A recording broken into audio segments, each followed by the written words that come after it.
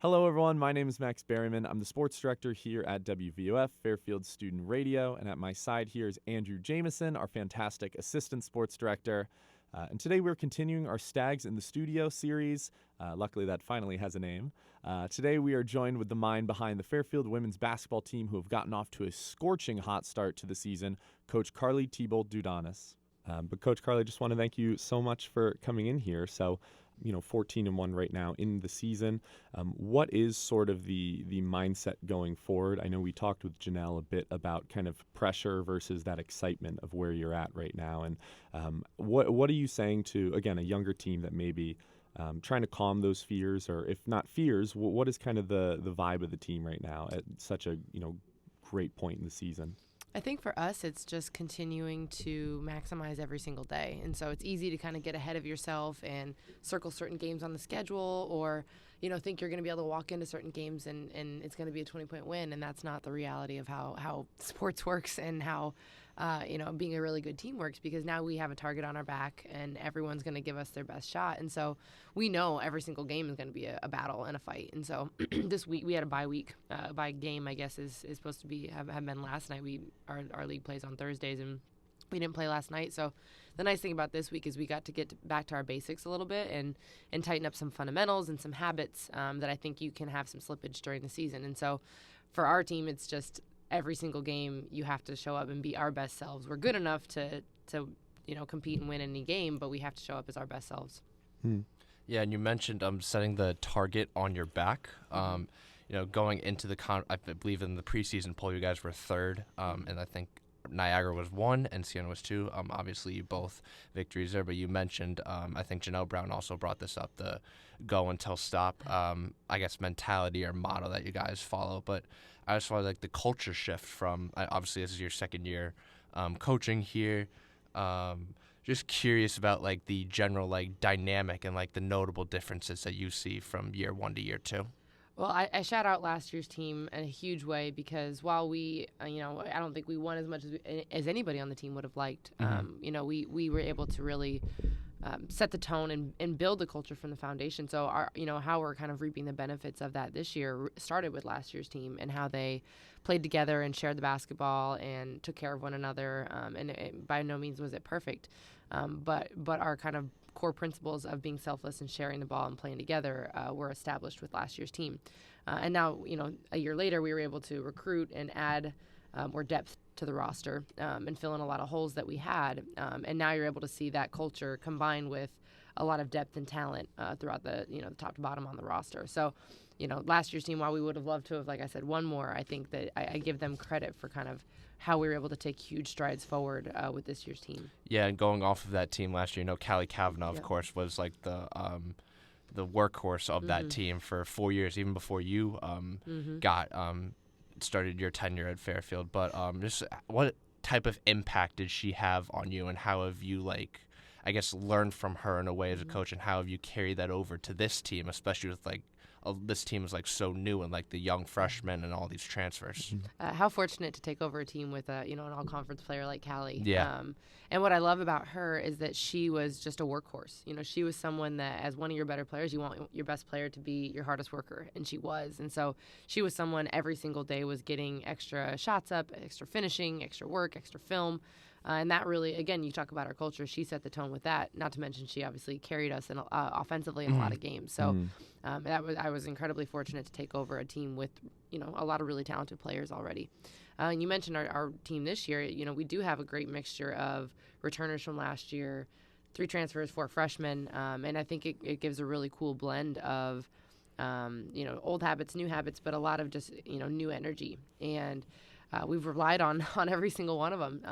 We've had great additions, and I really give a lot of, again, props to our returners for setting the tone with a whole bunch of new people, coming in this summer.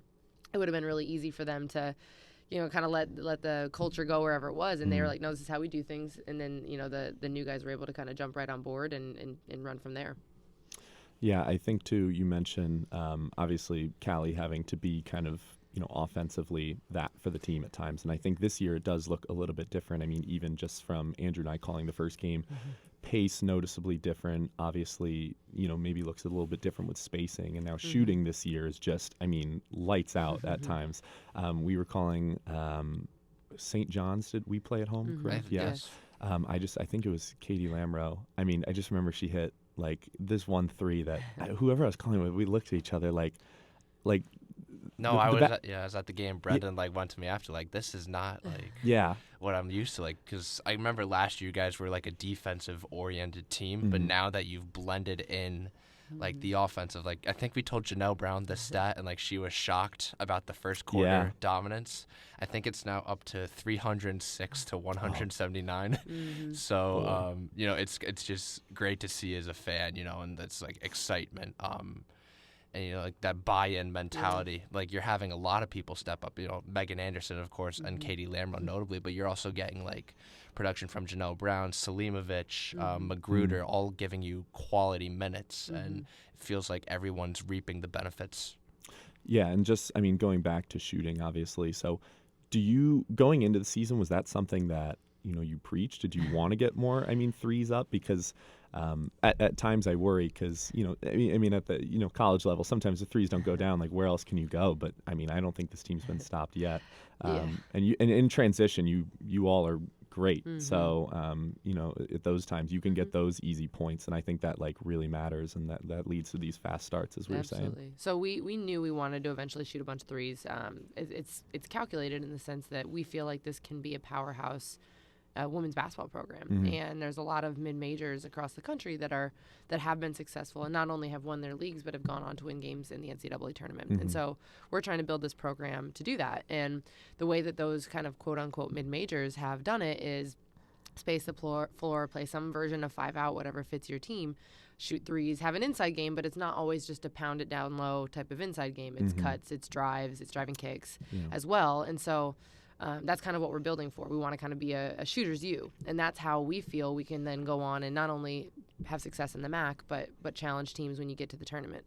And we were able to recruit quickly, and obviously with players like Janelle Brown and Isa Nicoletti and Kate Peak and things like that, we already had some shooters on the roster as well, but we were able to add a lot to that. And so the pace and the spacing is intentional in that way. And last year, what I will say is that we had great players like Andrea Hernan-Gomez and Callie Cavanaugh that were a little bit more, I won't say they're traditional post players, but they were a little bit more, 15 feet and in. Dre would make some, obviously could shoot some threes. Yeah. So we had to kind of blend last year to allow that team to be successful and not just fully go shooters U when that wasn't going to necessarily fit that team. So we had to kind of find a happy medium. Now this year we were able to take it and run with it a little bit more as we added, I would say 5 or 6 different shooters, maybe 7 different shooters to the roster. Yeah, no, definitely. You see the each player in their skill set complements fairly well, and it feels like everyone's having a career game. Obviously, that Janelle Brown 35-point game, I think it was at Sacred Heart, and then the most Megan Anderson from time to time, although she's been misconsistent, I'd say. Was she 8-time MAC Rookie of the Week? Yeah, and 2-time Player of the Week, and actually got a National Rookie of the Week as well. Was that the Becky? I think there was also a Becky Hammond. So the Becky Hammond's the mid-major Player of the Year watch list, and it's pretty cool because she's the only freshman on the list. So she's, there's not enough. I'm running out of quotes for her for every release every week that we put out for the Rookie of the Week. But she's so easy to root for. Our team talks about it all the time because she's about as humble of a superstar as you can find. And she doesn't want the attention, just wants to win, just wants to keep getting better. And so she's going to be a great Stag for a lot of years. Yeah, and I think, too, with, the transfers and the freshmen on the team, obviously finding how your team is going to work. Very early success, luckily, too, but I think even now going forward, the team looks even better than it started. It was something where Janelle Brown offensively doing a lot, and she still is, but we talked with her, and she's very much about making the right play. And so now that she I even mentioned to her there's times in the game where she's very vocal with, whether it be Megan or Katie, and that was something I was like, that was good to see on the court on our side, is that the communication was happening there.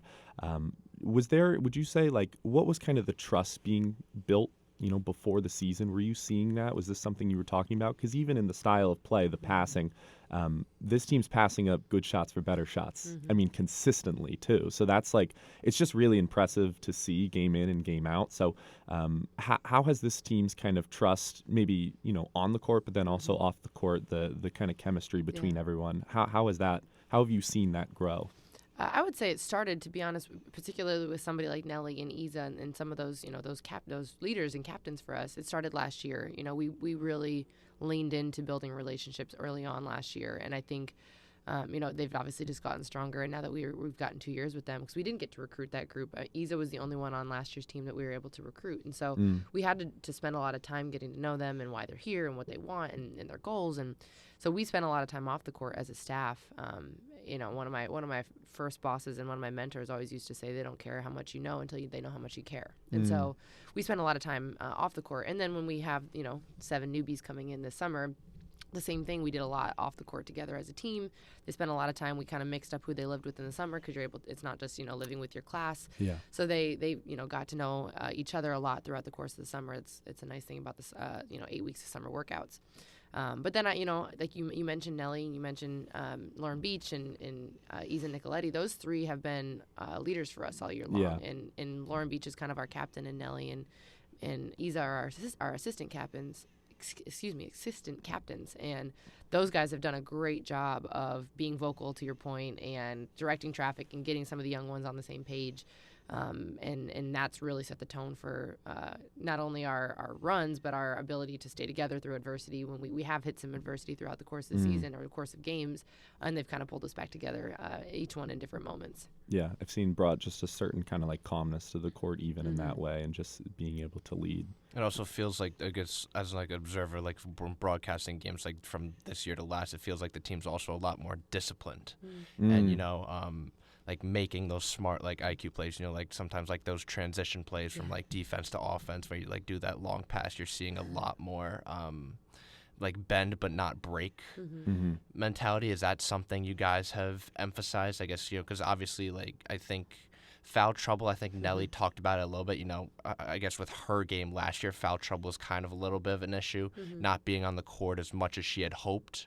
But did you guys I guess as a coaching staff over the summer, through those 8-week workouts, emphasize that importance? How it's the little things that can ultimately make or break you, especially in Atlantic City when the MAC tournament takes place. I mean, and when you get, I think that's also the beauty of year 2 is that some of our defensive habits are not all brand new now. So we tweaked a lot offensively going into this year, but our defense was more or less very similar to last year. So I think some of those habits you start to form, and it gets a little bit more second nature. So for somebody like Nelly, she's able to kind of pick her spots more of when she's going to try and go for the steal or shoot a gap or whatever it is. So she, I think, picked that up year 1 to year 2. But I think for us, we get a lot of attention for our offense. And then you mentioned 3-point shooting. I think we're top. I might have changed after games last night, but we were 6th in the country in three-pointers made per game. But a lot of that stems with our defense because we are able to get stops. It's hard to run when you're taking the ball out of the net. Yeah. So we were able to get stops and run that way. But I think they're picking their spots better as far as when to throw it up, when to not, when to run wide, when to run to the rim. And then we've, you mentioned Nelly with the Gus go until stop. That's a huge component of our transition offense. For her, Katie Lamb, Isa, those 3 are 3-point guards. We're telling them literally go until somebody stops you. You're either going to get a layup or they're going to have to come off of a really good shooter, and you've got kickouts all around you. So that's kind of the fundamentals of our transition. And obviously we like scoring early, and those early first quarter leads really stems from that. I think another thing too is when your team, we talked about that kind of first quarter stat here. What's kind of the message to the team when you do have these kind of leads? Is that something, does the team, you think, respond well to that? Keep playing with that intensity? Is there maybe some pressure among people on the teams? This, I feel like this is something, obviously you encounter a lot of games is these early leads. And so how do you kind of, manage the team through that?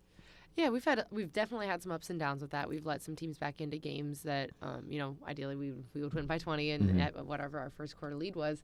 But we know it's a game of runs, and it's for us staying with the game plan, being as consistent as we can for 40 minutes. And we've put some games that have been close to 40 minutes together. But then, as we've talked about, there's really good teams in our league that will make you pay if you have defensive lapses or if you get a little sloppy with the ball on offense. And so that's part of our growth of consistency, start to finish. And we make adjustments at halftime. There's certain things that we say, hey, this is working. We got to keep doing it. We got to tweak this and that. And I think that's an area we can continue to get better in, is maybe carry over from halftime or carry over from what's working. Not playing like we've already got the game won early on. And that's certainly a challenge, but I think that's part of the growth of this team, is how we can put a 40-minute game together. No, yeah, one thing that stood out to me, like particularly like earlier into this season, I think there was that was the trip against like the Power 5 teams, Vanderbilt and Rutgers. I believe in that game against Vanderbilt, you guys mounted a fourth quarter comeback. I guess tough loss. But you mentioned like that MAC conference. Everyone's going to be giving everything they have. So I just like a question for you, like that, what did you guys take away from that trip? Obviously it's your only loss on the season, but it was. In a way, like I know the term good win, the good loss, it's not like a common term, but like in a way, do you feel like that game kind of like set the tone and like what expectations you wanted to carry forward? I think after that trip, we knew we had something special. Not that we didn't know that already, but when you're playing against each other for 4 months in the summer and into your first game in November, you don't really know until you match up against somebody else. And we went to Lipscomb first, and Lipscomb they were picked second in their league, and we got off to a really hot start against them and never really looked back after that game. So we're like, okay, we're pretty good. And then we go to Vandy, and we didn't play that well, to be honest, and we were still in that game. We didn't rebound well. We fouled too much. We turned the ball over too much. Like you can go down the line of things that we didn't do well, and we're still in that game. And we still had enough grit and toughness and fight to get back into that game. And what I loved about coming to the locker room after that, as bummed as you are and how competitive as you are to win, our team all knew like we should have and could have won that game. And you don't always get to do that in an SEC locker room on the road. No. And so our team, I think they shifted of like, okay, we're good, but we got to earn it. And there's a really different, I won't say different, a cool mindset going into the Rutgers game of like, we knew we gave that one away. Let's go get one now. And I think you saw a huge shift in our, attention to detail on rebounding, on taking care of the basketball, and and it resulted in a big Rutgers win. Yeah.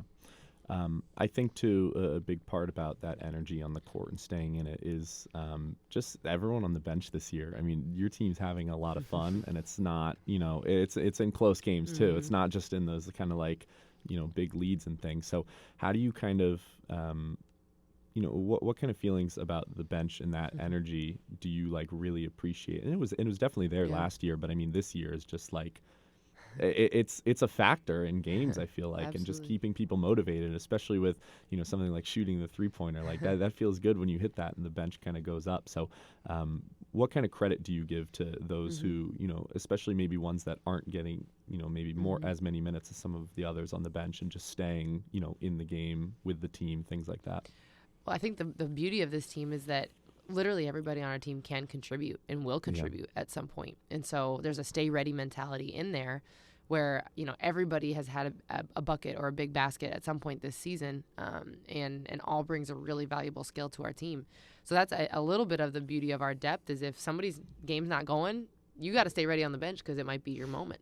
And secondly, I think that just is a testament to how much they care about each other. It's really easy to root for people when you care about them and you have a relationship. And I think that just speaks to not only our culture, but the time that our women have spent together. They're a really fun team to be around and root for. And I encourage anybody that's listening, any fans, to come watch them, because like you said, the energy is just infectious. Yeah. I think too, you talk about the be ready for anything mentality. I remember there was a lineup change from game to game at one point, and I remember whoever had started the last game got moved to the bench. I want to say Selimovic, I'm not sure, but just like 20 points or something. Like, so it was really kind of something where, again, it's almost it's a good problem to have, I'm sure, as a coach, but having to kind of figure out who goes in when, who we're playing, and a lot of that I'm sure is matchups. But yeah, that was, I remember, just very, very encouraging to see kind of early on in the season. And to be honest, that's happened all year long. I think we've started 9 different players this Mm-hmm. season, and we said it, I think, late October, that we're probably going to have 10 to 15 different starting lineups throughout the course of the year. We knew that again, you talk about our depth, and I feel like I've talked about it at nauseum when anybody that will listen, but we do have players that bring a lot of different skills. So depending on that game and that matchup and what we're looking at and what we're trying to do, and right now we're just in a rhythm. We've kept the same lineup for them. I think the longest we have all season has been like 4 or 5 games. And somebody like Isa for us has had a great stretch of games after Christmas break, but she's playing great off the bench. And and that's one thing I've talked about with her is that starting's a little bit this cultural phenomenon that you want to start a game and you get it, but for her, one of the things that she can play 1 through 4 on the court, and so early on in a game I can put her in for literally any position, which so it's a testament to her versatility, and not that she's doing anything wrong not starting. But that's been all year. And Lauren Beach has started because we needed her to lock somebody up defensively. We played Amina and Meg together for some more size, and we've played 4 guards, and so that's kind of the beauty of the versatility of this team. Yeah, no, you mentioned I remember calling the first game with Max, and like when they gave us the packet for when we broadcasted, I think the projected stars, there's always that section. I think Nellie Brown was the only starter that was on the packet that was actually starting. We're like, okay, but you know what to expect. Of course, you had the entirely new team and that culture shift, but once again going back, it feels like everybody's reaping the rewards. And I guess one thing about Fairfield and that buying in, instilling that confidence in those young players and giving them those quality minutes that not just quality minutes, but also knowing when your role is one person not trying to do too much, or it's that building of the trust. And I know you accounted for this earlier, those those team bonding off the court activities, but how much has has that this new era, I don't know if you want to call it, I know it's just your second year, but it as a fan it feels like a complete 180 from last year. So I guess how is this new team and brought back new life, just instill more trust and that building confidence and for the team? I think our upperclassmen do a great job of feeding our younger guys with confidence, and I think confidence can get misconstrued sometimes. I think a lot of that comes from your own preparation and your own work and your own ability to feel ready for the moment. And our freshmen are in the gym all the time, and our team in general is. I won't just put that on them, but our freshmen they're ballers, and so they've put the work in to be ready for these moments. And I tell anybody in the recruiting process, I don't care if freshman, sophomore, junior, senior, super senior, those that are putting in the work and performing in practice will earn. I don't care what, I'm not someone that's going to say freshmen don't start or anything like that. And so those guys worked and they earned it. But I also think the way that we play, we have 5 scorers on the floor at all time, and so at all times, so that you don't feel the pressure to have to go make something happen or force the issue. Is that you can swing it and somebody else can go score, and then the ball can keep moving. And so, I think one of you guys mentioned earlier, passing up good shots for great shots. And that's how this offense is designed, that you don't have to force the issue. You don't have to take, tough contested shots. Yeah. You can create for someone for an even better shot. And everybody on the court can do something with the ball. Yeah. You also mentioned the word infectious, carrying over, obviously, the accolades, it just feels like they just keep coming, not to toot your own horn, but the 8-time MAC Rookie of the Week, the Becky Hammond, but also even AP votes. Yes. So how is the team responding to that? The cool thing about, Meg has obviously reaped in a ton of different awards and accolades. And one thing that's a testament to her. She's unbelievably consistent, staying in the gym. She's every single day she's working on something, whether it's offense or defense. But one of the things that there's been a couple times where, you look at a MAC Rookie of the Week award, and her numbers might be somewhat similar to another player in the league, another rookie in the league, but we won.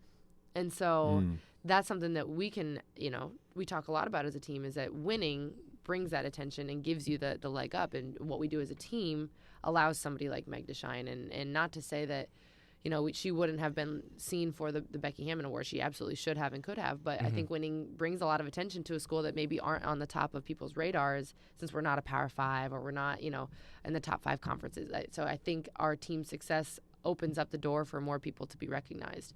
And with that, the AP votes is just, for us, the ability for our team to do what we're doing. It's not one person. It's not me as the coach. It's everybody pulling their weight and doing their job that allows us to gain the recognition for, the AP votes. Yeah. And I know, I don't remember the last time. I think it might be the fourth time maybe, in the MAC. I know it's a very rare occurrence that not just a MAC school, but even a mid-major gets that type of recognition. I'm just curious to how the team is responding. You are winning now. You have, you set that target on your back. I know Janelle Brown emphasized this not satisfied. We won, so what? We're not, we know the expectations, obviously March, and all that. So I'm just curious how the team is responding to now this newfound attention that they've had. We keep them humble and hungry. Okay. Practices are pretty competitive. And two things with that. We know that we still have so many things to get better at. You look at our stat sheet, and we're efficient in scoring the ball and how we share the ball, but we know that we need to foul less, we need to rebound. We can show in games of a ton of ways that we can keep getting better. So there's a lot of, I would say, keeping them humble in how we practice. But the other thing with that, too, is with our depth, if you decide to take a couple practices off, there's somebody that can come in and steal your minutes like that. And so that allows for a really competitive practice nature as well, that allows us to stay hungry in that way, is that you really can't take a break because there's somebody gunning for your spot in a really healthy way on a roster as well. I was just going to ask, from good way through the season, obviously, at this point last year, those feelings, maybe what did you learn kind of from where you're at this point last year? Is there anything, later in the season you're telling the team? What's the messaging? What's kind of the lesson from last year to this year? I would say, to answer your first question about what have I kind of learned, I think year 2, you just know the league better. You have a better idea for how teams play, what they're looking for, how certain coaches coach. I think that's a huge advantage year 2 to year 1, is just having a little bit better understanding of teams in our league. And then I think that the message for us is just not getting ahead of ourselves, not looking forward to Atlantic City and MAC play and things like that, and knowing that if we take care of our business day to day, that stuff will take care of itself. And I wouldn't say we were looking forward to it last year, but that's a team that last year, a lot of them had won a MAC championship. And so it's easy to kind of get ahead of yourselves. And now we've got a lot of new bodies and a lot of new faces and a lot of different experiences. And so now we're truly just trying to take it day by day. Yeah, no, you mentioned, before Leo Di Mahoney, they did win that MAC year. I believe Kavanaugh was on that team, Hernan Gomez. They went to NCAA. I believe it was the 2022 season, but obviously expectations there. But, you mentioned that not getting ahead of yourself. And I think that goes to you've mentioned not just you, not just the players, but that entire coaching staff, insurmountable. I know Janelle Brown mentioned Coach E and how much of a presence and how much value she brings to the team. Just how much did you especially when you were coming into Fairfield relatively new, how much has that welcoming kind of with open arms just embraced your motto and just feed into the culture here? My staff is incredible. So you mentioned Coach E. She's our recruiting coordinator, our guards coach. She's got a heavy influence on the defense. And her, you want to talk about infectious energy. She's up there with the best of them.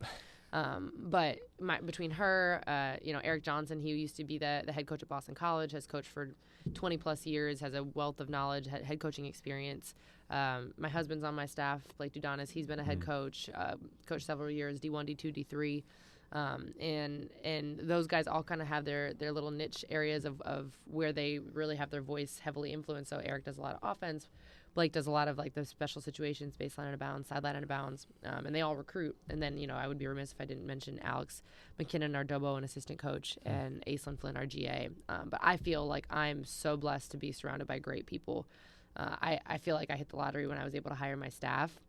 And I hired people that are good people first, and be really good teachers of the game. And so, you talk about buy-in in our culture, like it starts with those guys just being fantastic at what they do and totally, buying in and seeing my vision through of how we want to play, how we want to recruit the type of people we want in this program. And, that's just a trickle-down effect into our team as well. Yeah, I know you mentioned, like, the energy, like, off of, like, social media, like the Instagrams, the Twitters, like, you see even, like, it's just infectious. I think it's, like, spreading, like, school spirit and just something, like, for, like, the campus to, like, look forward to. Like, I mean, compared to this year, last year, like, the Red Sea, that's definitely, especially with both women's and men's, because the men, they have crawled back into, like, contention given the start. So it's just, as a fan, and especially as an underclassman, I know Max definitely, as a senior, good to have it, but it's definitely something to look forward to. Yeah, we need the Red Sea to come out. We need to see you guys now that we're back in class.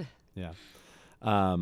One kind of last thing I wanted to ask was just now, as a coach, obviously telling players, we got to clean up the little things, obviously, their practices, things you got to work on. Has there been a moment in one of these games this year, either whether it just be your favorite moment or something as a coach where I was like, yes, like they figured it out. Not that they haven't already, but just that it was like almost executed to how you loved it. Like, and I'm sure obviously the players know when that kind of happens. So what has been maybe your favorite moment up to this point in the season for you?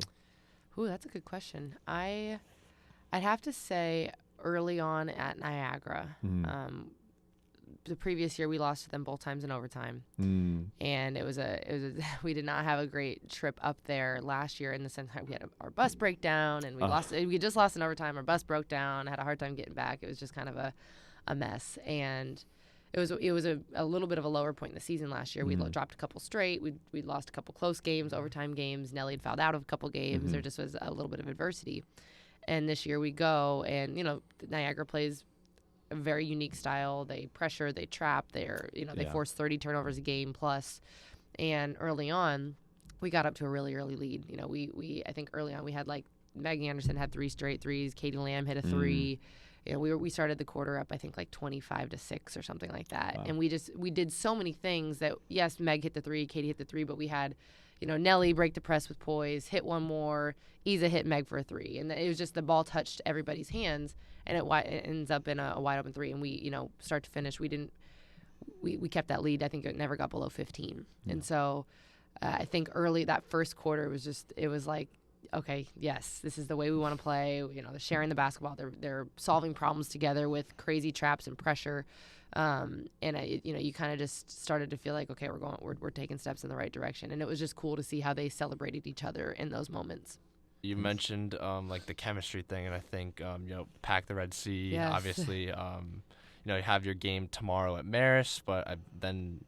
The scheduling is like weird. I remember like when we were creating our schedule, it was like there was an 11 a.m. game versus Marist. I'm like, why is that there? But so we have next week. Come on out to Quinnipiac. We're trying to get as many students to get out to, we'll see if we can get a fan bus or something. If we got enough students that'll come, try to come out to Quinnipiac next Thursday at 7 p.m. We're home that Saturday at 2 p.m.